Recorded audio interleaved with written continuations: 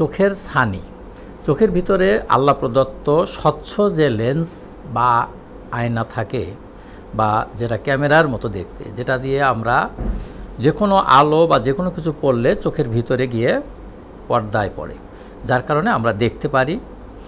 এই আয়না বা পর্দা যদি ঘোলা হয়ে যায় বা লেন্স যদি ঘোলা হয়ে যায়, তখন আমরা বা আমাদের দেখতে কষ্ট হয়। এইটাই হচ্ছে লেন্স, মানে আল্লাহ প্রদত্ত লেন্সটা, স্বচ্ছ লেন্স যদি ঘোলা হয়ে যায় তাহলে সেটাকে বলা হয় ছানি। এই ছানি রোগ এর প্রধান এবং প্রথম চিকিৎসাই হলো এটা অপারেশন করে নেওয়া। বর্তমান যুগে অপারেশন একটা সহজ, সুলভ এবং স্বল্প সময়ের ব্যথামুক্ত একটি অপারেশন।